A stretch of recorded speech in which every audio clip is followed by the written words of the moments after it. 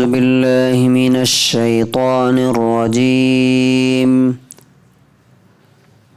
بسم الله الرحمن الرحيم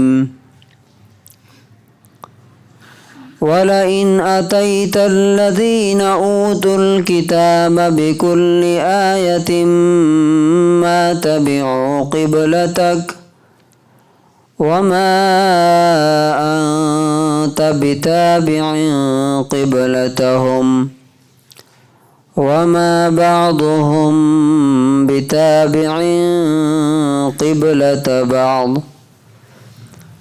ولئن اتبعت أهواءهم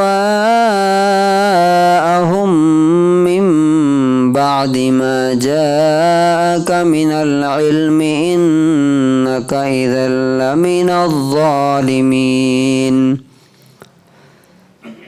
سورہ بقرہ سورہ نمبر 2 آیت number 145 145.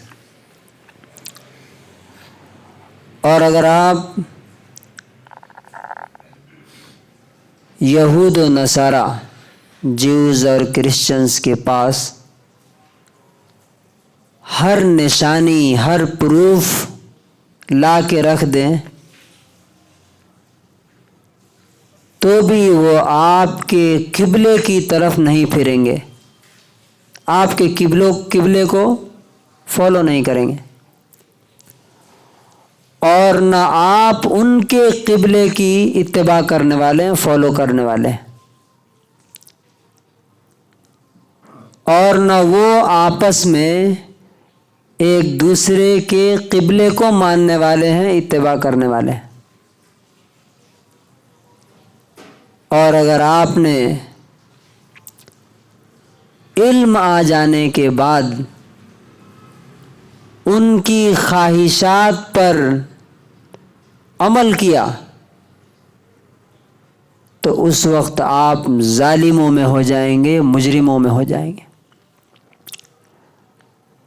And if you brought to those who were given the book every sign, they would not follow your qibla, nor you will be the follower of their qibla, nor they will be the followers of one another's qibla. And if you follow their desire after what has come to you of knowledge, then you will be wrongdoers. Then you will be among the wrongdoers. اس آیت میں ایک بہت ہی اہم point بتایا گیا ہے. دیکھیے قبلہ جو ہے جس کی طرف ہم نماز پڑھتے ہیں، اصل میں ہر مذہب کا، ہر دھرم کا کوئی نہ کوئی سینٹر پوائنٹ ہوتا ہے. جیسے اب آپ دیکھیے کہ ہمارے ہندو بھائیوں کا کون سا ہے؟ ایودھیا. اسی طرح سے سکھوں کا کون سا ہے؟ کرتارپور کوئی ہے، وہاں جاتے ہیں. اسی طرح سے یہودیوں کا جو ہے یروشلم، بیت الاقصی، مسجد اقصی. ہمارا جو ہے اللہ کا گھر، خانہ کعبہ. تو اصل میں یہ کیا ہے؟ یہ کچھ خاص پوائنٹ نہیں ہے، یہ اصل میں ڈائریکشن طے کرتا ہے کہ آپ کو جانا کدھر ہے. آپ کا سینٹرل فوکس جو ہے نا، مین فوکس کیا ہے آپ کا؟ تو اللہ تبارک و تعالیٰ کہتا ہے کہ اگر آپ ہر قسم کی نشانی اور دلیل اور پروف لا کر کے دکھا دیں، کچھ لوگ ایسے ہوتے ہیں سوسائٹی میں، سماج میں اور ہر قوم میں. یہاں پہ یہودیوں اور عیسائیوں کی بات ہو رہی ہے، چونکہ قرآن کے اترنے کے وقت وہ سامنے تھے. آج ہمارے سامنے جو لوگ ہیں ان کے بارے میں بھی یہی بات ہے کہ آپ دیکھیں گے بہت سے لوگ اسلام کو خوب اچھی طرح سمجھتے ہیں ہمارے ہندو بھائیوں میں، اور جانتے ہیں کہ یہ صحیح، یہی صحیح ہے، لیکن ما تبعوا قبلتک، وہ آپ کے ساتھ نہیں آ سکتے۔ پھر اللہ تعالیٰ نے کہا کہ نہ آپ ان کے قبلے کی طرف جانے والے ہیں۔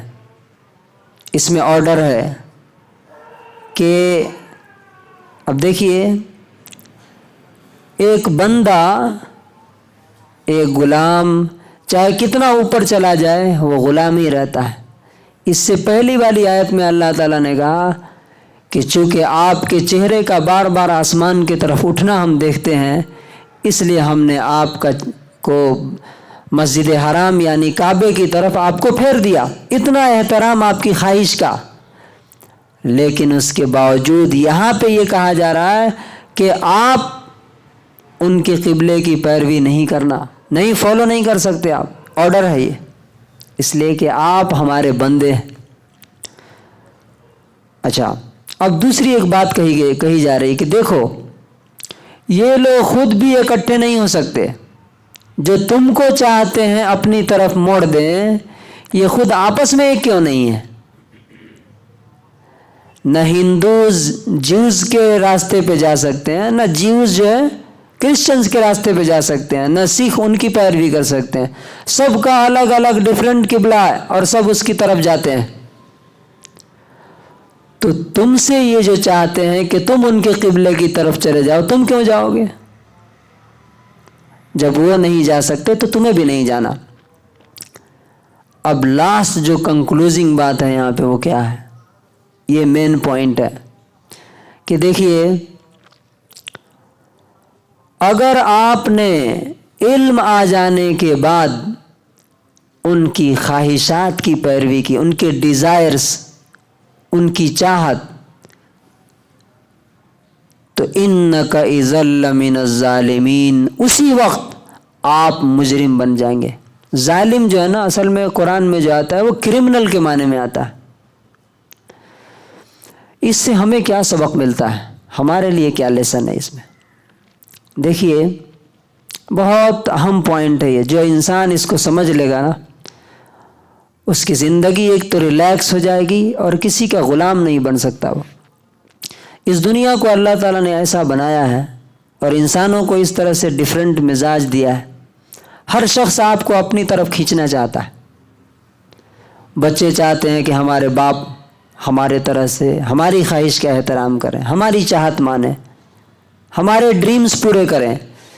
بیوی چاہتی ہے شوہر ہمارے حساب سے چلے، ماں باپ چاہتے ہیں کہ بچہ ہمارے حساب سے چلے، خاندان سوسائٹی الگ طریقے سے ہمیں چلانا چاہتے ہیں، اور گورنمنٹ اور حکومت اپنے طرف، اور شیطان اپنی طرف کھینچ رہا ہے، ہمارا نفس اپنی طرف کھینچ رہا ہے۔ اب اللہ تعالیٰ یہاں پہ کہتا ہے کہ دیکھو، علم نہیں تھا، اس وقت ہو سکتا ہے تمہیں معاف کر دیا جائے، لیکن جب علم آ گیا، تم جان گئے کہ صحیح اور غلط کیا ہے، حق اور ناحق کیا ہے، اللہ تم سے کیا چاہتا ہے، اب اس کے بعد تم کسی کے پریشر میں آئے، چاہے بچوں کے، ہم بولتے ہیں نا بچے نہیں مانتے ہیں، بیوی نہیں مان رہی ہے، کیا کریں، سوسائٹی نہیں مان رہی، کیا کریں، آخر انہی کے ساتھ جینا ہے نا، سوسائٹی کو چھوڑ کے تو نہیں چل سکتے۔ نہیں، یہ بچے، یہ سوسائٹی، یہ فیملی اور یہ گورنمنٹ خدا کے ہاں تمہارے ساتھ کھڑے نہیں ہو سکتے۔ اِنَّكَ إِذًا لَّمِنَ الظَّالِمِينَ، تم نے خدا کو چھوڑ کر کے اگر کسی کے پریشر میں کوئی کام کیا تو اسی وقت تم ظالم اور مجرم ہو، اور اگر اسی وقت موت آ گئی تو اللہ کے سامنے مجرم اور کرمنل کی حالت میں جا۔ سوچئے، جب رسول اللہ صلی اللہ علیہ وسلم کو اس طرح کہا جا رہا ہے تو باقی لوگ کہاں ہیں، کس شمار میں؟ تو مین جو لیسن ہے اس میں وہ یہی ہے کہ ہمیں صرف اللہ کا حکم اور اس کے رسول کا طریقہ، باقی کسی کی خواہش اگر اس سے میچ کرتی ہے تو ہم مانیں گے، میچ نہیں کرتی ہے، ڈیفر کرتی ہے، کنٹراڈکٹ کرتی ہے تو اسے اٹھا کر کے ڈسٹ بین میں ڈال دیں گے، وہ ہمارے لیے کوئی معنی نہیں رکھتی۔